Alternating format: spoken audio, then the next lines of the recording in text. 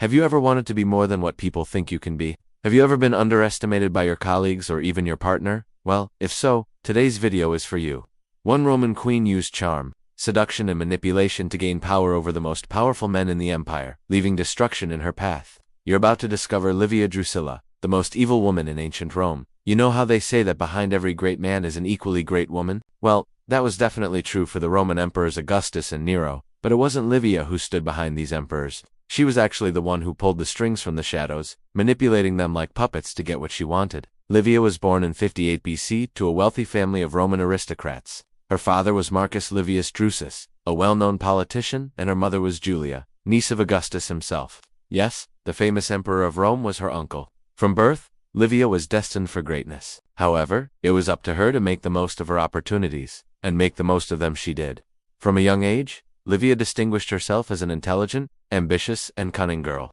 In fact, according to historians, Livia had a very successful childhood, which laid the foundation for her future dominance. While other girls spent their time on needlework and other domestic chores, Livia would spend hers on strategy games. She loved playing a board game called Ludus Duodecim Scriptorum, also known as the 12 Tables game, where players had to demonstrate skill, intelligence, and cunning to outwit their opponents.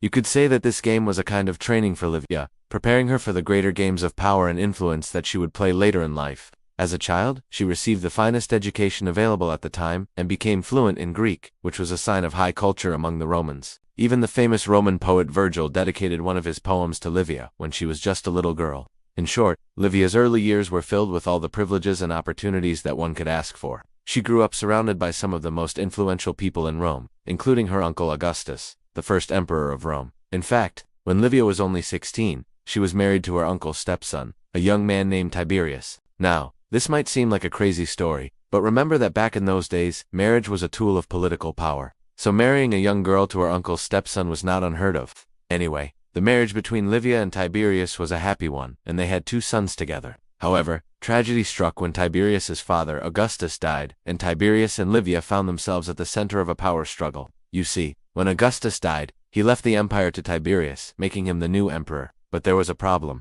Augustus also left instructions for Tiberius's mother, the notorious Julia, to be in charge of the empire until Tiberius came of age. Julia was notoriously difficult to work with, so much so that even Augustus had grown tired of her and had banished her from Rome for her endless scheming and manipulative behavior. So when Julia took control of the empire, everyone knew that things were going to be tough. It didn't help that Tiberius and Livia weren't exactly on good terms with Julia. In fact, both Tiberius and Livia saw Julia's control of the empire as a threat to their own power and influence.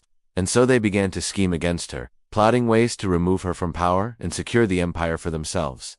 Let's just say that Livia was eager to seize control of Rome, and when Julia died under mysterious circumstances, all fingers pointed to Livia. After all, she had the motive, opportunity, and most importantly, the means. Even though no one could prove that Livia was behind Julia's death, it didn't matter. Her reputation was already tarnished. With Julia out of the picture, Tiberius and Livia were finally able to take control of the empire. But their joy was short-lived because soon after, Tiberius too died under mysterious circumstances. Once again, suspicion fell on Livia, and this time there was even more evidence to suggest that she was guilty.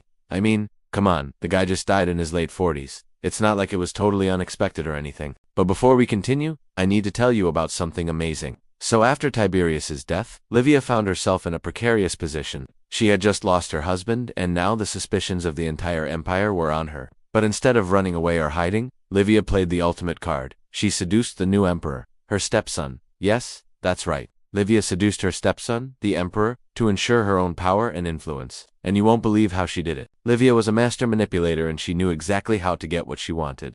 The moment she set her sights on someone, she would do whatever it took to bend them to her will. And her skills were put to the test when she found herself alone in the imperial palace with the new emperor. With the entire empire hanging in the balance, Livia knew that she had to act fast. And so she set to work seducing her stepson, using all of her charm, wit, and intelligence to win him over. Her plan was simple, but effective. She would use her status as the wife of the late emperor to ingratiate herself to the new emperor, and slowly but surely she began to turn the tables. She knew that the key to manipulating someone was to get inside their head, to understand their fears and desires and use them against them. And so she began to study the new emperor, watching him closely, listening to his conversations, and learning everything she could about him. With each passing day, she grew more confident in her ability to manipulate him. And then came the moment when she decided to make her move. She began by showering the new emperor with gifts, expensive jewelry, fine clothes, and beautiful artwork.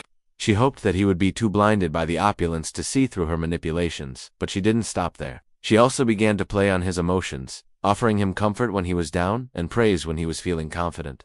She knew that everyone wanted to be liked and appreciated, and she was determined to be the one to give him that validation. Slowly but surely, she began to gain his trust, and when she felt that he was ready, she made her final move. She invited him to her bedroom, where she lay seductively on a couch, and told him that she wanted to be more than just his stepmother. Of course, he couldn't resist, and soon the two were engaged in a passionate embrace. But Livia knew that this was only the beginning. The moment she had his heart, she had him by the neck. Now that she had him in her web, she was determined to use him to her advantage, and so she began to manipulate him into doing her bidding, using her newfound power over him to get exactly what she wanted. After that, Livia became the real power behind the throne. Although Caligula was the figurehead, it was Livia who held the reins of power. She was the one who made the decisions, and Caligula was merely a puppet. In fact, Livia was so powerful that many historians argue that Rome would have been better off if she had been the empress instead of Caligula's wife. Unfortunately, history doesn't always work out the way we want it to, but that's the thing about power. It's a drug. Once you taste it, you never want to give it up. But eventually, Caligula and Livia's relationship began to deteriorate. As the years passed, Livia became more and more controlling, and Caligula grew more and more resentful. He felt like a puppet, and he chafed against the restrictions that she had placed on him. In the end, it was Livia who came out on top. She managed to outmaneuver Caligula and secure her own power and influence. But the cost was high. She had destroyed her relationship with her stepson and had become the most hated woman in Rome. However, Livia didn't care. She had achieved her goal and nothing else mattered. If you enjoyed this video, check out the next one for more stories of the most powerful women in history.